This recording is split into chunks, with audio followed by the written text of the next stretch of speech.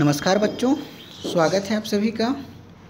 आज हम अंग्रेजी ग्रामर में नाउन के बारे में पढ़ने जा रहे हैं, जिसे आप लोग हिंदी में संज्ञा बोलते हो। तो आप हिंदी में संज्ञा का अर्थ जानते हैं कि किसी व्यक्ति, वस्तु, स्थान या भाव के नाम को संज्ञा कहते हैं। बिल्कुल इसी तरीके से यदि मैं इंग्लिश में बात करूं तो a noun is the name of any person, place और थिंग। ये आप इसके डेफिनेशन को पढ़ते हो। इसका मतलब क्या होता है बच्चों? नाउन का यदि मैं सीधा सीधा अर्थ आपको बताऊं तो नाउन का मतलब होता है नेम। जिस किसी का भी नाम होता है वो है नाउन। जैसे मैं यदि पेन की बात करूं तो पेन का नाम है कि वो पेन है। बैग का बात करूं तो बैग का नाम है कि वो बैग है। जैसे टेबल है तो टेबल का नाम है कि वो टेबल है। तो जिसका भी नाम है वो क्या है? नाउन। अब नाउन होने के लिए शर्त क्या है बच्चों? कि या तो वो किसी व्यक्ति का नाम होगा, किसी वस्तु का नाम होगा, किसी स्थान का नाम होगा, या तो किसी भाव का नाम होगा। यही है इसके लिए शर्त। तो इन्हीं आधारों पे संज्ञा के 5 प्रकार होते हैं। There are 5 types of noun. कौन कौन से होते हैं आप हिंदी में भी पढ़े हैं इसके बारे में। नाउन के कितने प्रकार हो गए यहाँ पर? 5 टाइप्स, 5 प्रकार। ठीक है बच्चों, कौन कौन से? पहला जो है वो प्रॉपर नाउन, दूसरा कॉमन नाउन, तीसरा कलेक्टिव नाउन, चौथा मटेरियल नाउन और 5वां जो है वो अब्स्ट्रैक्ट नाउन है बच्चों। अब इन्हीं अलग अलग संज्ञाओं को या नाउन को हम लोग डिटेल से पढ़ने जा रहे हैं बच्चों। तो देखिए, आप सभी जानते हैं कि प्रॉपर नाउन को आप व्यक्तिवाचक संज्ञा बोलते हो हिंदी में, कॉमन नाउन को जातिवाचक संज्ञा, कलेक्टिव नाउन को क्या बोलते हो बच्चों? समूहवाचक संज्ञा, मटेरियल को पदार्थवाचक संज्ञा और अब्स्ट्रैक्ट को भाववाचक संज्ञा। ठीक है बच्चों, तो सबसे पहले हम लोग पढ़ने जा रहे हैं प्रॉपर नाउन, व्यक्तिवाचक संज्ञा। तो आपको पता है बच्चों, जिस संज्ञा से हम लोगों को किसी खास व्यक्ति का नाम बोध होता है उसे हम लोग व्यक्तिवाचक संज्ञा कहते हैं। जैसे मैं किसी व्यक्ति की बात करूं तो व्यक्ति में राम हो सकता है, श्याम, रमेश। यहाँ मैं किसी विशेष व्यक्ति का नाम बोल रहा हूँ बच्चों, जैसे सचिन। तो ये व्यक्तिवाचक संज्ञा हो गया। इसी में यदि मैं किसी जगह की बात करूं, मतलब स्थान की बात करूं, तो स्थान में आपका जैसे बिलासपुर हो गया, रायपुर, दुर्ग, है ना, ये हो गया बिलासपुर, रायपुर और दुर्ग। ठीक है बच्चों। अब यदि मैं जैसे पर्वत की बात करूं तो इसमें हिमालय, जैसे हिमालय किसी विशेष पर्वत का नाम है। अरावली किसी विशेष पर्वत का नाम है बच्चों। और यदि मैं जैसे इमारत की बात करूं तो इमारत जैसे ताजमहल, ताजमहल भी किसी विशेष इमारत का नाम है, इसीलिए हम इसे बोलेंगे व्यक्तिवाचक संज्ञा। व्यक्तिवाचक संज्ञा में याद रखने योग्य बात यह है बच्चों कि इसके सामने में जनरली कोई आर्टिकल यूज़ नहीं किया जाता। लेकिन जैसे यदि कोई खास वस्तु है या स्थान है तो उसके सामने में हम लोग आर्टिकल यूज़ करते हैं, जैसे द हिमालय, द गंगा, इस तरीके से। और याद रखिए बच्चों कि प्रॉपर नाउन को हमेशा बड़े लेटर में लिखा जाता है। ये आपको 2 बातें याद रखनी हैं। इसके बाद हम लोग अगले क्रम में देखने जा रहे हैं कॉमन नाउन, जिसे आप लोग हिंदी में जातिवाचक संज्ञा कहते हैं।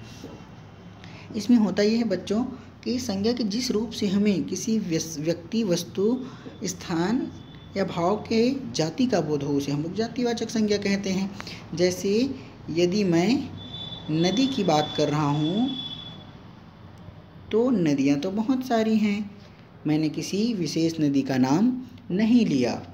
यदि मैं यहीं पर नर्मदा, गंगा, यमुना या गोदावरी इस तरीके से बात करूं तो वो व्यक्तिवाचक संज्ञा हो जाएगा। लेकिन जो नदी है, केवल नदी की बात करूं तो वो क्या है? जातिवाचक संज्ञा। बिल्कुल इसी तरीके से पर्वत, क्योंकि पर्वत भी बहुत सारे हैं, पर्वतों की जाति है ना। जैसे हिमालय, अरावली और एंडीज और भी बहुत सारे। मनुष्यों की जाति जैसे लड़कों की जाति, शिक्षकों की जाति बिल्कुल इसी तरीके से है। डॉक्टर्स, इन लोगों की भी जाति होती है ना। और शेर, कुत्ता, बिल्ली और इसके अलावा अनेक ऐसे एग्जाम्पल आप लोग ले सकते हो। तो ये है कॉमन नाउन, जातिवाचक संज्ञा। अब अगले क्रम में यदि हम बात करें किसकी, तीसरे में कलेक्टिव या समूहवाचक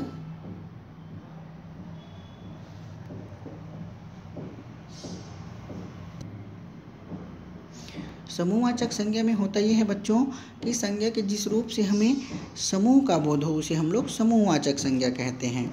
जैसे आप लोग देखते हैं आर्मी किनका समूह होता है? सेना या सिपाहियों का समूह होता है। जैसे कक्षा, क्लास किन लोगों का समूह होता है? विद्यार्थियों का समूह होता है।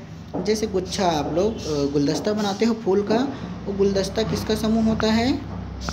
बहुत सारे फूलों का समूह होता है। ठीक है बच्चों। उसी प्रकार जैसे क्राउड मतलब भीड़ जो रहता है, बहुत सारे लोगों का समूह होता है। स्टाफ का मतलब कर्मचारियों का समूह। और लाइब्रेरी, आप लाइब्रेरी के बारे में अच्छे से जानते हैं कि लाइब्रेरी में क्या रहता है? बहुत सारी किताबें रहती है। तो लाइब्रेरी किनका समूह है? किताबों का समूह है ना।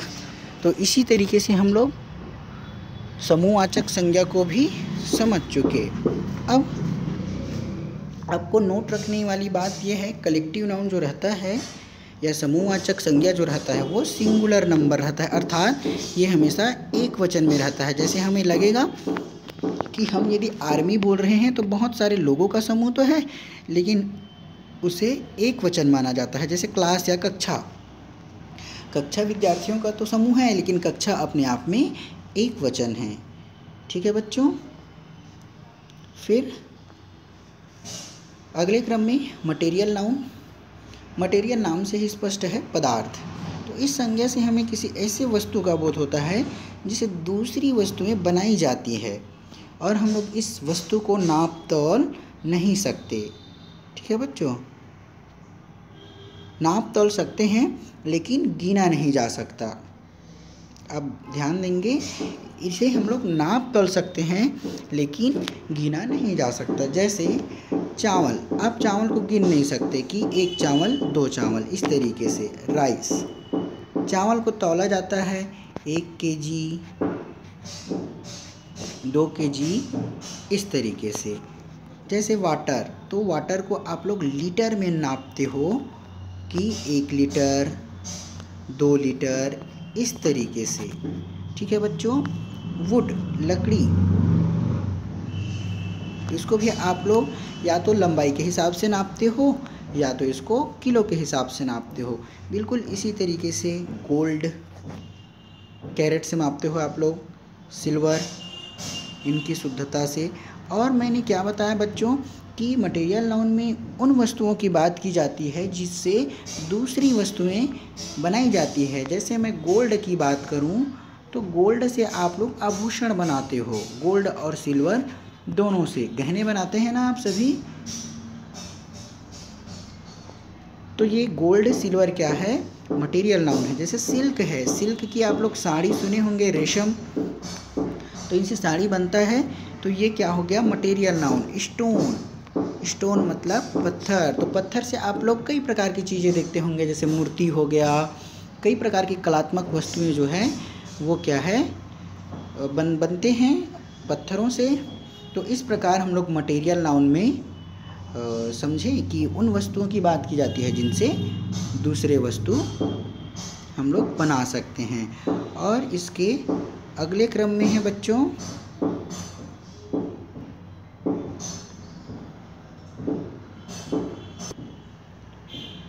एब्स्ट्रैक्ट नाउन अर्थात भाववाचक संज्ञा। तो आप समझ सकते हैं, भाव नाम से स्पष्ट है, जिस संज्ञा से किसी वस्तु के गुण, दशा आदि का बोध हो, उसे भाववाचक संज्ञा कहते हैं। और भाववाचक संज्ञा में उन संज्ञाओं का नाम आता है जिनका हम अनुभव कर सकते हैं लेकिन देख या छू नहीं सकते। जैसे कि आप दयालुता, काइंडनेस,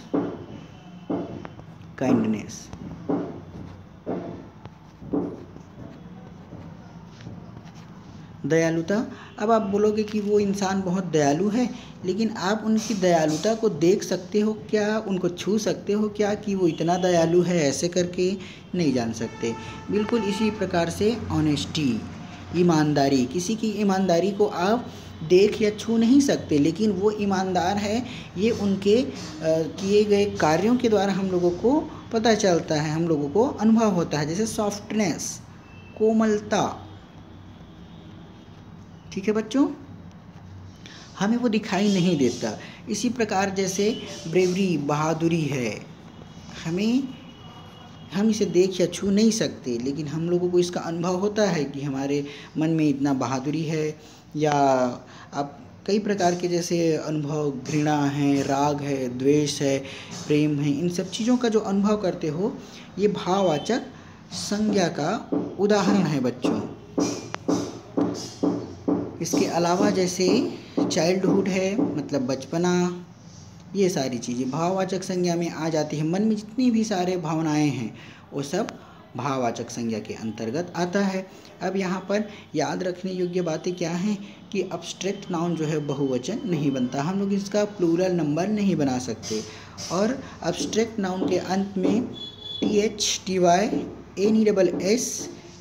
मेंट एन लगा और एट लगा होता है। तो इस तरीके से बच्चों आप सभी ने नाउन के बारे में जाना। क्या क्या जाने आप बच्चों नाउन के बारे में, कि जो नाउन अर्थात जिसका नाम होता है वो नाउन है। ठीक है बच्चों, जिसका नाम होता है वो नाउन होता है।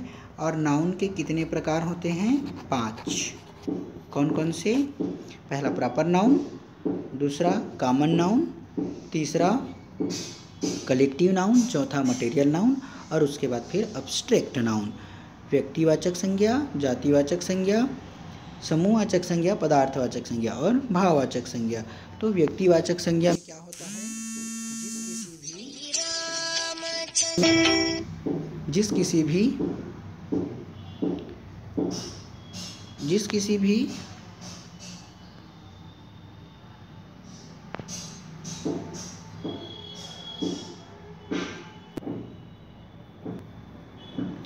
तो बच्चों समूहवाचक संज्ञा और भाववाचक संज्ञा, इनके बारे में हमने देखा। तो व्यक्तिवाचक संज्ञा जो रहता है, अर्थात जब हम लोग किसी विशेष व्यक्ति का नाम बोलते हैं तो वो व्यक्तिवाचक संज्ञा, किसी विशेष जगह का नाम लेते हैं या फिर किसी स्थान भाव का नाम, किसी वस्तु का नाम, तो वो व्यक्तिवाचक संज्ञा। उसके बाद कॉमन नाउन अर्थात जातिवाचक संज्ञा। तो इसमें हम लोग किसी एक व्यक्ति, वस्तु या स्थान को न बताकर हम लोग बहुत से सारे समूह को बता देते हैं कि शेर की जाति, बिल्ली की जाति, मनुष्यों की जाति, शिक्षकों की जाति, डॉक्टर की जाति, ये सारी। उसके बाद फिर तीसरा जो है वो है समूहवाचक संज्ञा, जिसमें हम लोग समूह के बारे में बात करते हैं, जैसे आर्मी वगैरह है, आर्मी, कक्षा, ये सारी चीज़ें समूहवाचक संज्ञा में आ जाता है। और अगले क्रम में पदार्थवाचक संज्ञा, जिसमें हम ऐसी वस्तुओं के बारे में बात करते हैं जिनसे दूसरी वस्तुएं बनती है, जैसे सोना है, चांदी है, जैसे आप लोग आभूषण गहने बनाते हैं, और लकड़ी है, कई प्रकार की फर्नीचर बनाते हैं आप लोग, और बहुत सारे एग्जाम्पल। और अंत में है 5वां अब्स्ट्रैक्ट नाउन, भाववाचक संज्ञा। तो हमारे मन में जितने भी प्रकार के भाव हैं उन सभी भावों को हम लोग भाववाचक संज्ञा के नाम से जानते हैं। और ये संज्ञाएं हम इसे देख या छू नहीं सकते, कि हम केवल इसका अनुभव कर सकते हैं। ठीक है बच्चों, तो आप इस वीडियो को ध्यान से देखें, समझें और अपनी कॉपी में लिखें इन सब चीज़ों को। और ये रटने वाली बात नहीं है, आप इन सब चीज़ों को समझें, समझ में ना आए तो दोबारा पूछें। धन्यवाद।